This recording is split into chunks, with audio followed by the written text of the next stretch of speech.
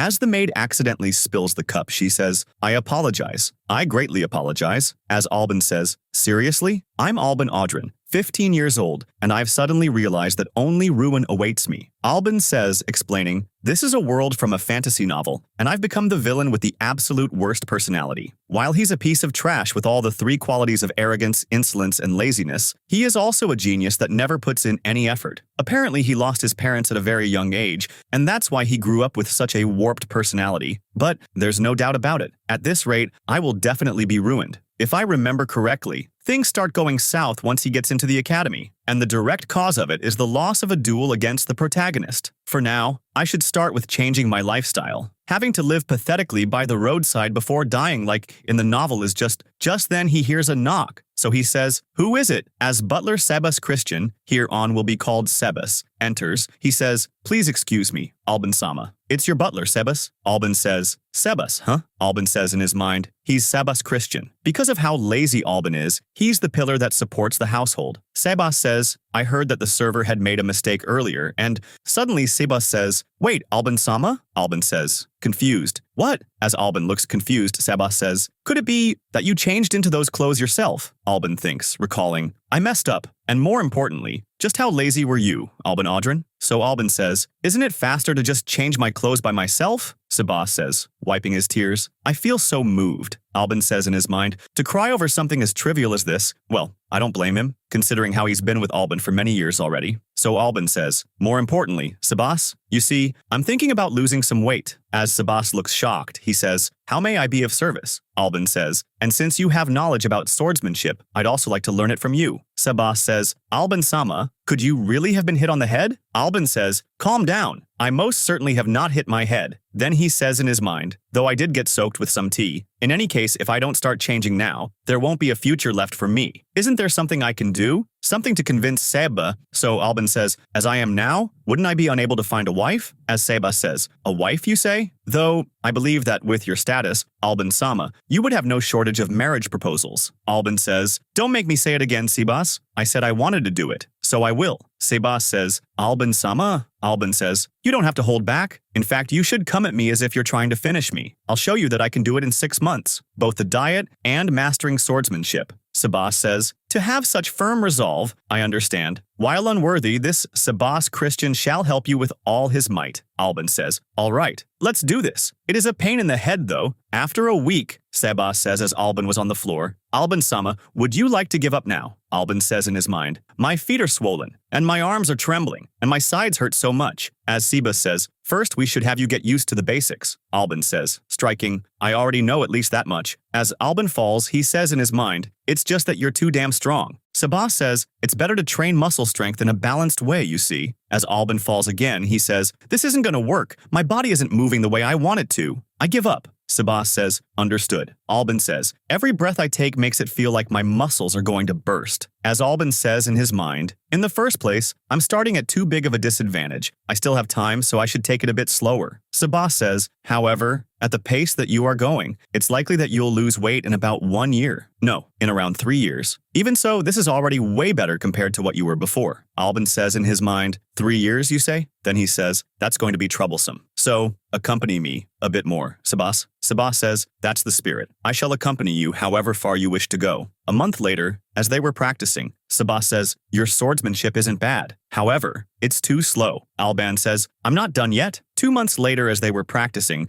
Albin says, wait, Sebas, what? Sebas says, you have let down your guard. 3 months later, while practicing, Albin says, I caught up with you. Sebas says, my, this has been pretty enjoyable, Albin-sama. As Albin says, you, take this seriously. Sebas says, this Sebas has always taken this seriously. After a few days, one day while practicing, Albin says, to think there was a dungeon in my territory. Sebas says, this place has a fairly low risk, even among other dungeons. There are only relatively weak monsters inside. Just then he says, Albin-sama, your sword. After these past 3 months, you have already made significant progress on your mastery, and so we must confirm whether that sword of yours is actually of use in practical combat. I would like to see the results of your training. Albin says, so this is my final exam, huh? As a goblin approaches them, Sebas says, now then, Albin-sama, do you see that? As Albin says, that's, Sebas says, A goblin. It's a fairly low-level monster. They normally move in packs, but I believe this one has separated. Can you kill it? Seeing Alban duel, Sabah says in his mind, at first I believed that his drive would only last for 3 days at most,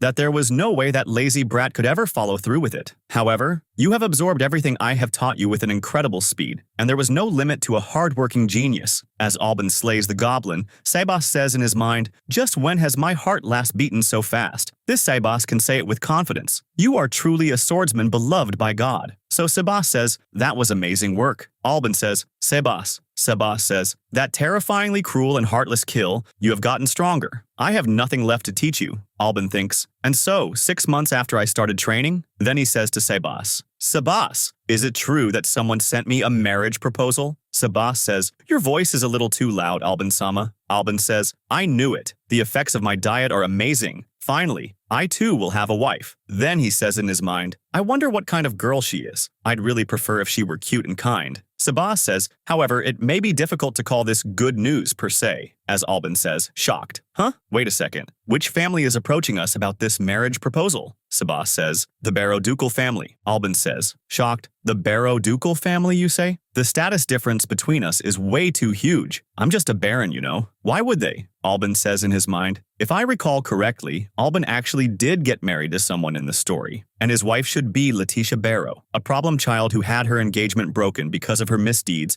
and was left with nowhere to go. Alban says, what was the point of my efforts these past 6 months? Then he says in his mind, in the end, I'm just heading down a straight path to ruin. Sabah says, the young lady of the Barrow family appears to have quite the difficult personality. Please do your best, Alban-sama. Alban yells, this is a pain in the head. Alban says, hey, can I refuse? Just thinking about it is a pain in the head, so can I refuse already? Sabah says, if you would like to turn the Barrow-Ducal family into your enemy, then please feel free. As Alban says, damn, that sounds even more troublesome. Sabah says, please don't be discouraged. If our Audran baronial family establishes a connection with the Barrow-Ducal family, won't our safety be guaranteed? As Alban says, that's true. He says in his mind, no, that's not true. It's because of that connection that I'm going to fall into ruin, you know? Alban says, so what exactly did she do this time? Sabah says, according to the rumors, apparently, she had embezzled taxes from the estate and brought a young man into the mansion. As Alban says, she sounds completely unhinged. Sabah says, it's also said that she's a hopeless spendthrift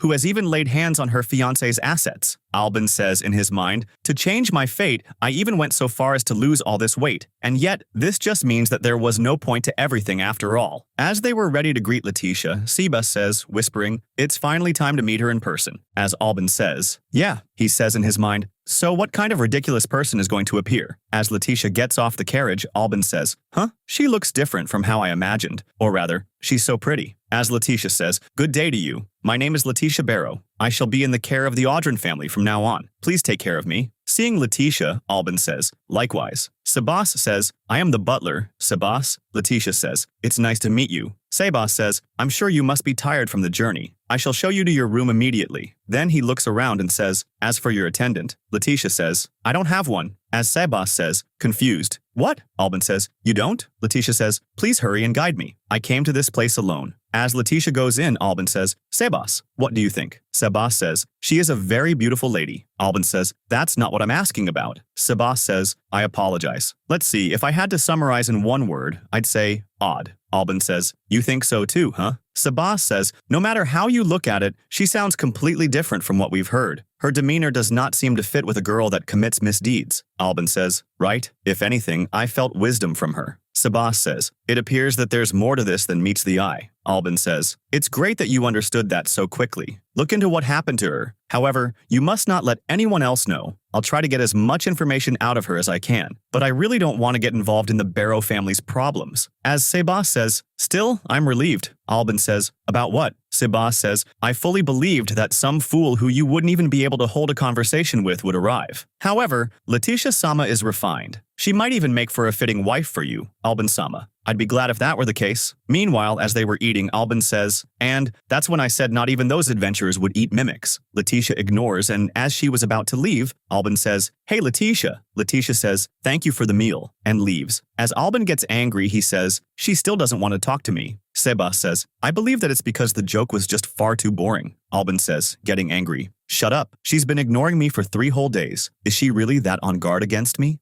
Seba says, I believe that your reputation has already changed. However, Albin says, well, I kind of get how she feels, but I can't just back down like this. So Albin goes over to Letitia and says, Letitia, let's go for a walk together. As she starts walking in front of Albin, he says, hey, Letitia, are you part of the herb group or the potion group? As Albin was in the study, he says, completely defeated. This isn't working. She isn't responding to me, no matter how much I try to talk to her. At the very least, just a conversation. Otherwise, I won't have a single idea about what she's dealing with. It can't be helped. There's only one method left. So Albin goes over to her room and says, Letitia, do you have some time? Let's go out. Don't you know that staying inside all the time is bad for your health? Albin says in his mind, ignored again, huh? So he says, I'll just play along, just like a villain would, and breaks down the door as Letitia says, shocked. What? As Albin says, pardon me. Letitia says, how could you do such a thing? Albin says, don't worry, I'll have the door repaired right away. Letitia says, that's not the problem here. You dare barge into a lady's room without her permission? Have some shame. Albin says, sorry, but I'm actually a scumbag, you see. If it's to achieve my purpose, I'll even barge into a woman's room. As Letitia says, surprised, your purpose? Albin says, yeah. Without a further ado, Letitia, go on a date with me. As they come outside, Albin says, man, the air outside is so refreshing. Don't you agree, Letitia? Letitia says, I suppose. Maybe I'd feel that way if you weren't here. Albin says in his mind, she's still on guard with me. But then again, if I were in her shoes, I wouldn't be able to trust Albin Audryn either. All right?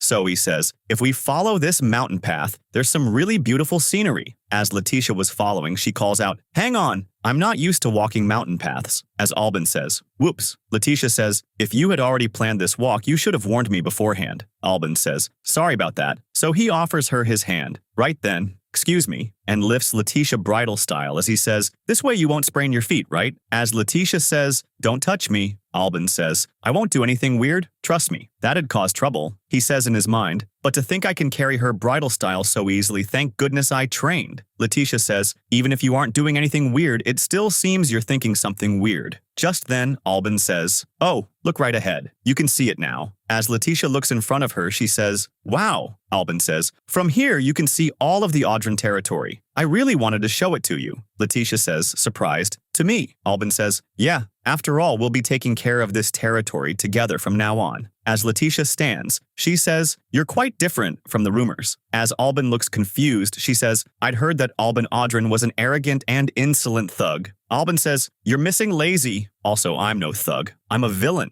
Letitia says, smiling, villains don't call themselves villains, do they now? As Albin says in his mind, her laughter is the best. Letitia says, Albin, the water here is quite cool and pleasant. Albin says, I suppose this is a refreshing change of pace for a city girl? Letitia says, oh my, does asserting your dominance over a city girl make you feel good? Albin says, not really. And I wasn't trying to. Letitia says, I was just joking. Albin says, hey Letitia, why don't we take this chance to introduce ourselves? As Letitia says, confused, introduce ourselves? Albin says, we don't really know anything about each other yet, right? As Letitia says, I'm not really interested. Albin says, but I am. So Letitia says, my name is Letitia Barrow. My favorite foods are black tea and scones. As for hobbies, if I were forced to pick one, I guess it'd be playing with kids. Albin says, so you like kids? Letitia says, I don't hate them, at least. Albin says, that's a nice hobby. All right, now it's my turn. I'm Albin Audryn. My favorite is steak, but right now I'm abstaining from it to watch my weight. My hobbies include sword practice and lazing around. Letitia says, I can't tell whether you're a hard worker or a slacker. Albin says, I wonder about that myself. But seeing how I turned that plump body of mine into this, I guess I am a hard worker. Letitia says, agreed. I suppose I could learn a thing or two from you. Albin says, I like you just the way you are now. Just then, Letitia screams, a monster? As Albin says, oh, a killer bear. The bears of these woods are quite a nuisance since they eat our crops. Letitia says, shocked, why are you so calmly explaining that right now? We need to run away.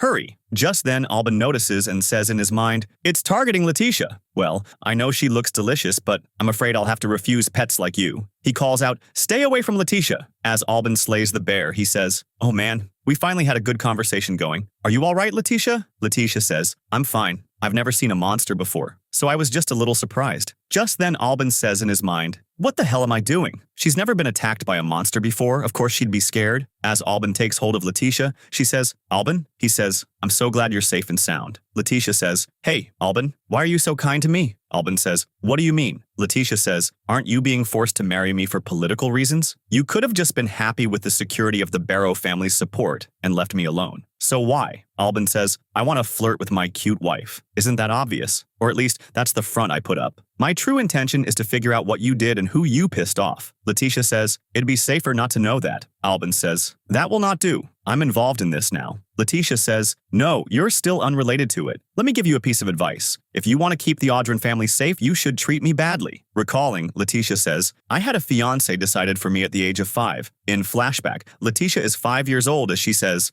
Duke Morrow Bertley? As the maid says, yes. Letitia says, what kind of person is he? I wonder if he's a wonderful man. Recalling the time, Letitia says, but in reality, Duke Morrow was nothing more than an absolute fool. In flashback, Morrow, age 20, says, take as much as you want, and in return, you know? Just then, Letitia, age 20, comes calling, Morrow. Morrow says, what do you want, Letitia? As one of the girls, Media says, oh no, Letitia-sama is here. Letitia says, the rising taxes have become a heavy burden on the people of this domain. At this rate, they will... Morrow says, scolding, listen here.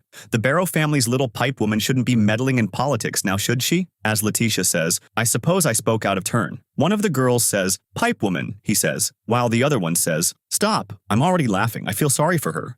Recalling the time, Letitia said, he's my precious fiancé, the man I was taught to dedicate myself to since childhood. However, in flashback, a little girl says, Oni-chan, I'm hungry. As her elder brother says, please, anyone, just a little food. As a coffin was being driven away, a bystander says, that makes 12 this month and we have no food left either. Letitia, who was at the treasury room, says, at this rate, the people's taxes. If Morrow is just going to waste them like that, then 3 years after this incident, during a party, Morrow says, Letitia Barrow, as of today, our engagement is annulled. Letitia says, what are you saying, Morrow? Morrow says, as if squandering our wealth wasn't bad enough, you even had the audacity to embezzle tax money. Do you think I wouldn't notice? The people at the party began to whisper, tax embezzlement. What a woman. It's a lie, right? To think that the young lady of the Barrow family would, as Letitia says, I was just, Morrow says, whatever reason you had, stealing is stealing. You no longer have the right to step foot in my territory, as the woman beside him says, Morrow-sama, you're so cool. Letitia recalls she is one of the women who laughed at her that day and says, so that's it. Letitia recalls when she used to practice as a young girl,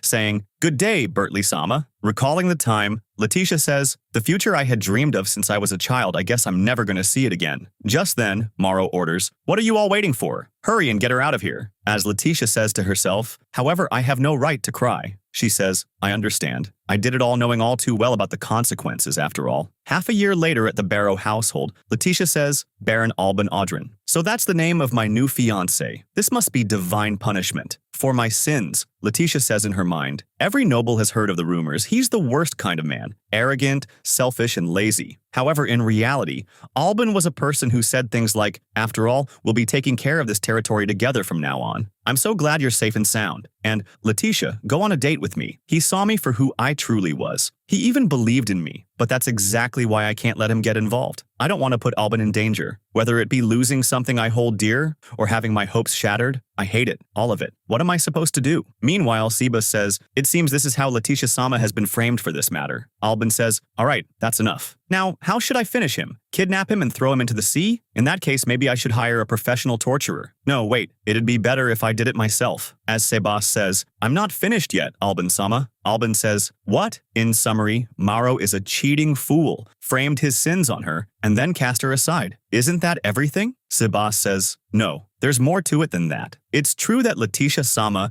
had a hand in the Bertley family's assets. At the very least, that part wasn't a false accusation. Albin retorts, saying, that's impossible. There's no way she'd do something like that. Sebas says, please calm down. It's true, but she had a reason. Albin says, and that is? Sebas says, it looks like Letitia-sama had been embezzling taxes from the territory to fund a shelter for abandoned children living in poverty. As Albin says, so Letitia was stealing for the children? Sebas says, yes. Albin says, now that I think about it, she did seem to like children. Sebas says, and about her recklessly dipping into the Bertley family assets, she had apparently been using the money to help the poor by raising their standard of living. Albin says, my goodness. In other words, she's just been doing everything to clean up after that incompetent fool's mess. I'm sure that's the reason she's been acting that way towards me. It was to keep me safe. Then Albin says, Sebas. Sebas says, yes, Albin-sama. Albin says, what did you think when you heard all this? You can be honest with me. Sebas says, to put it coarsely, this is complete crap. Alban says, I feel the same way. Lend me a hand, Sebas. I'm going to show that scumbag who framed Letitia what an actual villain can do. Letitia says, pardon? Would you mind repeating that? Alban says, I was the one spreading rumors. To clear Lady Letitia's regrets, Alban Audren is plotting revenge on Duke Morrow. Letitia says, that kind of rumor. You? If you do that, Duke Morrow will keep his eyes on you. Alban says, calm down, Letitia. The truth is, I'm also spreading another rumor. As Letitia says, another rumor? Alban says, Alban Audren and Lady Letitia aren't getting along, and he plans to secretly pay Duke Morrow a large sum to dispose of her. Or so the story goes. Letitia says, confused, what's up with that? Isn't that the complete opposite of the other rumor? Alban says, that's right. That's what makes it perfect. You see, rumors hit hardest when someone's hiding something. Over at Bertley Estate, Morrow says, huh?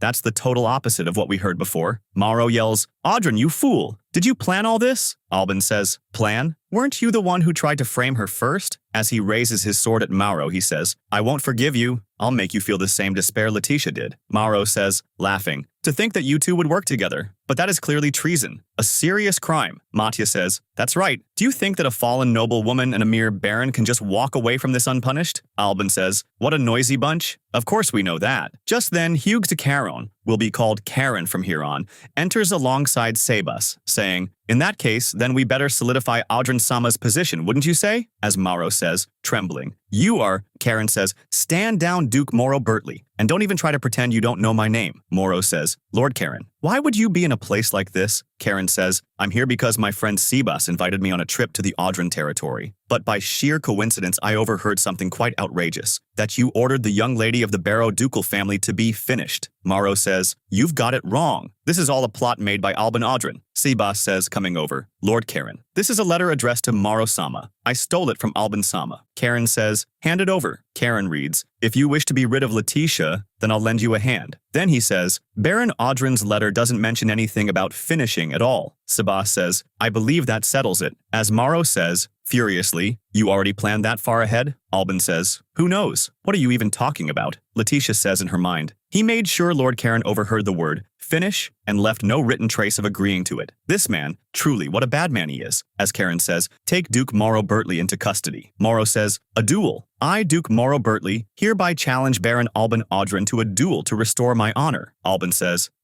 what a pain in the head. But now I've got the perfect excuse to beat the cap out of you fair and square. Karen says, then I, Hughes de Caron, shall serve as witness to this duel. As Morrow says, I'm definitely going to finish you. Alban says, let me ask you just one thing. Do you have any intention of apologizing to Letitia? If you sincerely did, I might consider settling this a little more peacefully. Morrow strikes, saying, don't fool with me. Finish. Alban says, I see. Then I won't hold back. And as he cuts his nose, Morrow yells, my nose! As Alban says, what's wrong? Weren't you going to finish me? As Morrow strikes again and again, he says in his mind, you. Why? Why can't I hit you? Why is that lazy good-for-nothing Alban Audren so strong? As Morrow falls on the floor, Alban says, obviously because I've been training for half a year now. You know about Letitia. She's always been doing her best so that you wouldn't fall to ruin. While you were out playing with women and making your subjects suffer, she wanted to help the people, despite how little help she could provide. Morrow says, it doesn't matter how many of the commoners finish, they'll only keep increasing. As Alban strikes on Morrow's hand, he says, in the end, nobles are just leeches who depend on the commoners. Without them, nobles wouldn't exist. Knowing that, she took risks to try and save the Bertley territory, but you, in the end, all you did was trample on her feelings. As Letitia says softly, Alban. Morrow says, you don't fool with me. As Alban strikes again, he says, have you tasted it? The despair that Letitia felt. As Alban says in his mind, shall finish here. Letitia comes running from the back and hugs Alban, saying, don't do it. You've done enough, Alban. If you go any further, even your soul will be stained. As Alban says, Letitia says, thank you, Alban. I never thought you'd get angry for my sake, Karen says, seeing them. I hereby declare Alban Audren the victor of this duel. Alban says, was that really enough, Letitia? Letitia says, of course. Just getting revenge is enough for me. That being said, your acting earlier was pretty wonderful as well. It appears that we'd make a good couple. As Alban says, agreed. Let's become the best couple out there. Letitia says, a match between the villainous lady and the great villain, huh? I guess that makes us the villainous couple. Alban says, that sounds nice. All right, from now on, we will be evil upon evil, the most villainous couple. A month after the duel with Morrow over at Audren Estate, Alban says, why, Sebas? Alban says in his mind, today I'm going to have my wedding night with Letitia. The nerves are getting to me. Sabah says, get a hold of yourself, Alban-sama. You should be acting befitting of a groom, Alban says in his mind, and the reason is all because Letitia said that. In flashback, Letitia says, since we're to be husband and wife anyway, why not have the wedding ceremony already? Alban says,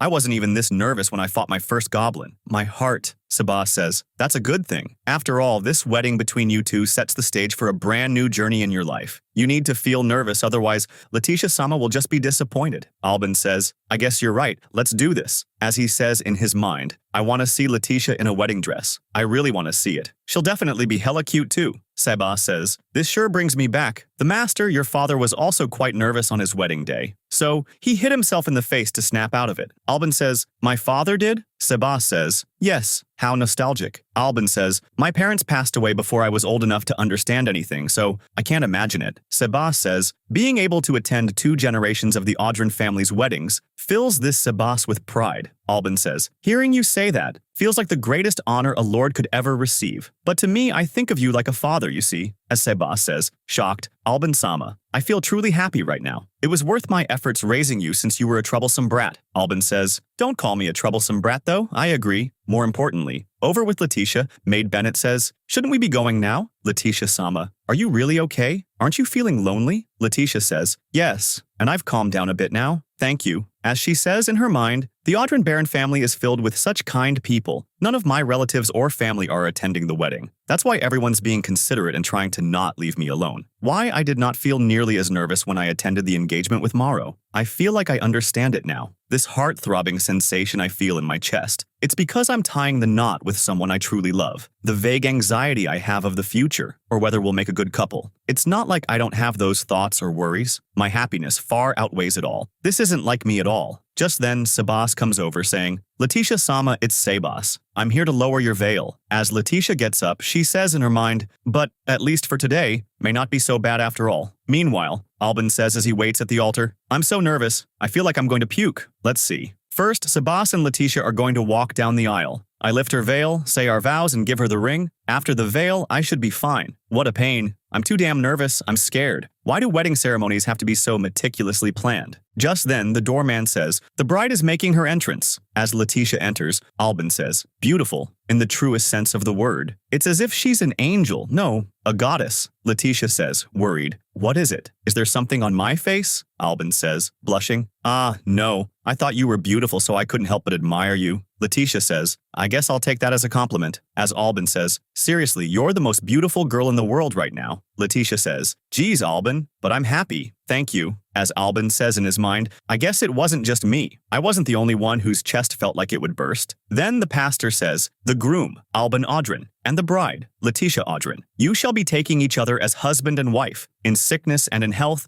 richer or poorer, until death do you part. To respect each other as long as you live. Do you vow to love each other forever? Both say in unison, yes, we do. The pastor says, then you may exchange rings. As Alban was about to put the ring, Letitia trembles. Alban says, worried, Letitia? Letitia says, I'm sorry. I know we're already here, but I can't help but be scared. Could a fallen noble lady like me really be happy? Is it really all right for me to do so? Alban says, of course it is. I'll make you happy. I will show you that I can make you the happiest person in the world. As he places the ring on her finger, he says, so take this. This is proof of my promise. Letitia says, Alban, I truly am happy right now. Probably the happiest I've ever been in my life. Alban says, me too, Letitia. But Letitia, isn't it still too early for you to decide if this is the best moment? As Letitia gets confused, Alban says, there's still what comes after. I said I'd make you the happiest person in the world. So, this moment is only the beginning. Letitia says, if we go by that logic, then even if we're both grandparents, wouldn't we still be unable to decide on that best moment? Alban says, exactly. I guess this means the joys of being a couple have just increased. Alban says in his mind, like I thought. A smile really does suit her best. I will do anything in order to protect this smile. Over with Karen, he says, Alban Audran and Letitia Audran. They seemed like quite the interesting couple. So I decided to recommend them. What say you? Headmaster Faust. Just then, Citro says, no, come on now. Aren't there only horrible rumors about them? Headmaster, I'm against this. Faust says, well then, they're a special case, so why don't we let them take the entrance exam?